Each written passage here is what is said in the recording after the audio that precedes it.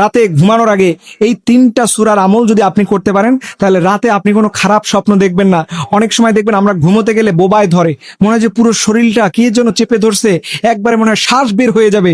ঠিক এরকম যদি অবস্থা আপনার হয়, আপনি যদি রাতে খারাপ স্বপ্ন দেখেন, ভয়ের স্বপ্ন দেখেন, তাহলে মনে রাখবেন কোরআন আল কারিমের এই ছোট্ট 3টার আমল আপনি বাড়ায় দেন, এবং এই 3টা সূরা পড়ে নবী সাল্লাল্লাহু আলাইহি সাল্লাম বলেছে তোমরা যখন ঘুমোতে যাবা অবশ্যই এই 3টা সূরা পড়ে তোমরা পুরো শরীরের মধ্যে মাসাজ করে নিবা, পুরো শরীরের মধ্যে ঝাড়ফুঁক করে নিবা। তাহলে বোঝা যায় যে এই 3টা সূরা রাতে ঘুমানোর আগে পড়া অত্যন্ত জরুরি, নবী সাল্লাল্লাহু আলাইহি সাল্লাম হাদিসের মধ্যে বলেছেন।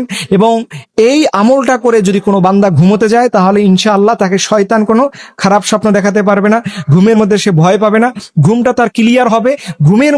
ঘুমের মধ্যে আল্লাহ পাকের রহমত সে পাবে, কারণ আল্লাহ বলছে ঘুমটাও হচ্ছে একজন বান্দার জন্য নিয়ামত।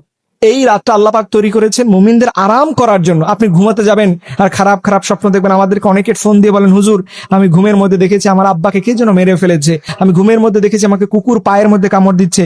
এই যে অসংখ্য স্বপ্ন আমরা দেখে থাকি, এই জাতীয় খারাপ স্বপ্ন থেকে যদি বাঁচতে চান, তাহলে ঘুমের আগে অবশ্যই এই 3টা সূরা আপনি নিয়মিত আমল করবেন। কেমন করে আমল করবেন? যখন আপনি ঘুমাতে যাবেন, ঘুমানোর আগে ওযু করে নেবেন এবং কয়েকবার দরুদ শরীফ পড়বেন। দেখেন দরুদের আমলের কথা আমরা বারবার কেন বলি, দরুদ ছাড়া দুনিয়ার কোনো দোয়া কবুল হয় না, দরুদের আমল ছাড়া কোনো কিছু কবুল হবে না। এর জন্য ঘুমোতে যাওয়ার আগে ওযু করে নেবেন, তারপরে দরুদ শরীফ পড়ে আপনি পড়বেন আউযু বিল্লাহি মিনাশ শাইতানির রাজিম বিসমিল্লাহির রহমানির রহিম। এরপরে আপনি পড়বেন সূরাতুল ইখলাস, কুল হুয়াল্লাহু আহাদ, আউযু বিল্লাহি মিনাশ শাইতানির রাজিম বিসমিল্লাহির রহমানির রহিম, কুল আউযু বিরাব্বিল ফালাক। এরপরে দ্বিতীয় নম্বরে আপনি পড়বেন আউযু বিল্লাহি মিনাশ শাইতানির রাজিম বিসমিল্লাহির রহমানির রহিম, কুল আউযু বিরাব্বিন নাস। এই 3টা সূরা পুরোটাই পড়তে হবে। আমি আপনাদের একটা আয়াত বলেছি, এটা পুরোটা পড়ে আপনি হাতের মধ্যে নেবেন, ফু দিয়ে পুরো শরীরের মধ্যে মাসাজ করে দিবেন।